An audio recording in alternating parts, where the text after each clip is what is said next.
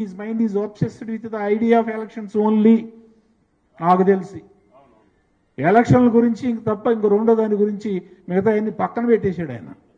గెలిచి తీరాలనేటటువంటి పట్టుదలతోటి, ఎందుకంటే అభ్యర్థికి పట్టుదల ఉండాలి కదా. అందుకని ఆయన నుంచి మనం నేర్చుకోవాలి. ఆయన ఆ పట్టుదలతో ఉన్నాడు. నేను చూస్తున్నాను ప్రతిరోజు గెలిచి తీరాలి అని చెప్పానంటే ముందు నేను ఇతరులకు ఆదర్శంగా ఉండాలని చెప్పని ప్రతిరోజు ఇక నేను నర్సరాపేట పోయాను, మనమేమో మచిలీపట్నం పోయాము, యూనివర్సిటీకి పోయాము, మళ్ళా రేపు ఇక్కడ యూనివర్సిటీకి వెళ్తాము. రోజుకొక 1000 మంది దాకా కలుస్తా ఉన్నాడు ఆయన. మీరు గుర్తుపెట్టుకోవాలి. కాబట్టి ఆయన ఎంత కష్టపడుతున్నాడో మనం కూడా అంతే కష్టపడాల్సినటువంటి అవసరం ఉంది. ఇప్పుడు మీ గ్రామంలో ఎవరు ఓటర్ లిస్ట్ మీకుంది, బూతులు ఎన్నో ఈ పాటికే బహుశా నేను అనుకోవటం రాయప్రసాద్ గారి ఆఫీసు నుంచి వెళ్ళుంటాయి. మీ దగ్గర లిస్టు తీసుకోండి. మీ గ్రామంలో ఎంతమంది ఓటర్లు తీసుకోండి. ప్రతిపాడులో ఎంతమంది ఉన్నారు, కాకుమల్లో ఎంతమంది ఉన్నారు, మీ మండలాలు ఆ మండలాల్లో మండల కేంద్రంలో ఎంతమంది ఉన్నారు, విలేజ్లో ఎన్ని ఉన్నాయి, మీ విలేజ్లో ప్రతి ఇద్దరు బహుశా ఇప్పుడు పిలిచినట్టున్నారు. లిస్టు తీసుకోండి. నేను చెప్తున్నాను, మీ దగ్గర సపోజ్ మొత్తం ఎన్ని ఓట్లు అండి? 6200.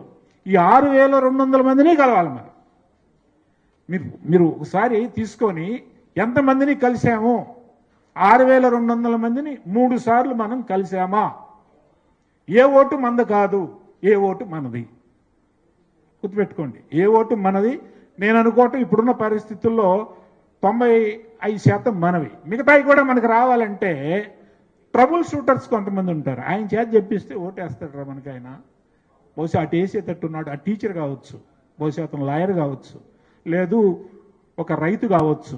అతను మనకి వేసేటట్టు లేడు అని చెప్పి అనుకుంటే ఎవరి చేత చెప్పిస్తే మన వైపు ఆ ఓటు మన వైపు తెచ్చుకోవచ్చు అని మీరు ఆలోచించాలి. ఆయన చేత చెప్పిద్దాం, ఆయన మాట్లాడితే గ్యారంటీ వింటాడు అని చెప్పని.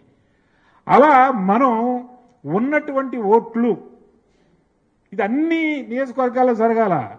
మనకు వచ్చేటట్టు ఏ విధంగా చేసుకోవాలి, ఆ విధమైనటువంటి ఒకటి ప్రచారం, 2 లిస్టు తీసుకొని 3 సార్లు కనీసం ఒక్కొక్క ఓటర్ని మనం ఇంటికి వెళ్ళి కలిసి పాంపులెట్ ఇచ్చి స్టిక్కర్ అంటించి మనం రావాలా. అమ్మా, మంచి ప్రభుత్వం చాలా కార్యక్రమాలు చేస్తుంది, మీకు పెన్షన్ ఇస్తుంది, రేపు 20,000 రూపాయలు రైతులకి ఇవ్వబోతుంది, అమ్మకు వందనం ఇవ్వబోతా ఉంది, డిఎస్సి వేయటం జరిగింది, ఇట్లా గ్యాస్ ఉచిత గ్యాసు ఇస్తా ఉన్నాం.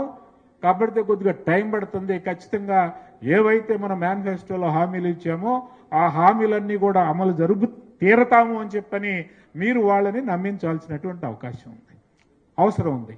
అలా మీరు అంతకంతకు ఎక్కువ మంది ఓట్లు మనకు వస్తాయి అనేటటువంటి ఆత్మవిశ్వాసం మీకు తెలుస్తుంది. వాళ్ళని అడిగినప్పుడే మీకు తెలుస్తుంది. గ్యారంటీగా మీకే వేస్తామండి, ఆ పార్టీకి మేమేస్తామండి అన్నప్పుడే మీకు ఒక అవగాహన వస్తుంది. సో ఖచ్చితంగా మనకి మన నియోజకవర్గంలో 90% నుంచి 99% వరకు పడటానికి అవకాశం ఉంది అని చెప్పని. అట్లా మీరందరూ కూడా పనిచేయండి. పని చేస్తే చరిత్ర సృష్టించాలి. గెలవటం కాదు, మనం చాలా మంది గెలుస్తారు. మొన్న చరిత్ర సృష్టించాం కదా, సృష్టించాం లేదా? అది ఇప్పుడు కూడా గెలుపు ఆ విధంగా ఉండాలి.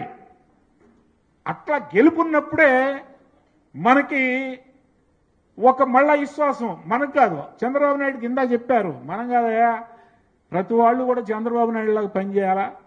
చంద్రబాబు నాయుడు గారికి కానుక 2 కానుకలు ఇవ్వాలి ఇప్పుడు మనం. ఒకటి కృష్ణా గుంటూరు జిల్లాల గ్రాడ్యుయేట్ ఎమ్మెల్సీ, 2 పశ్చిమ గోదావరి తూర్పు గోదావరి. దాని సంగతి వాళ్ళు చూసుకుంటారు, దీని సంగతే మనం చూడాలి. ఈ కానుక మాత్రం ఖచ్చితంగా మనం ఇచ్చి తీరాల.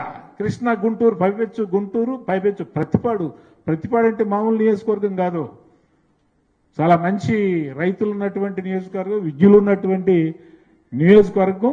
మరి ఇటువంటి నియోజకవర్గంలో మంచి మెజార్టీ తీసుకొస్తారని చెప్పని ఆ విధమైనటువంటి నాయకత్వం కూడా మీకు ఉండటం మీ అదృష్టం అని భావిస్తూ, ఆ విధమైనటువంటి గెలుపుకి మీకు తెలిసినటువంటి వాళ్ళు, మీరు మాత్రమే కాదు, మీ ఫ్రెండ్స్, మీ చుట్టాలు, మీకు ఎవరైతే తెలుసో వాళ్ళందరికీ ప్రచారం మీరే చేయాల్సినటువంటి ఆవశ్యకత ఉంది. మౌత్ టు మౌత్ ప్రచారం చాలా ప్రాధాన్యత వహిస్తుందని చెప్పని చెబుతూ, మరి ఆ విధంగా మీరందరూ కూడా పనిచేయాలని మనసావాచ కర్మేణ కోరుకుంటూ ఈ ప్రీతమ నాయకులు ప్రతిపాడు నియోజకవర్గ శాసనసభ్యులు బూర్ల రామాంజనేయులు గారి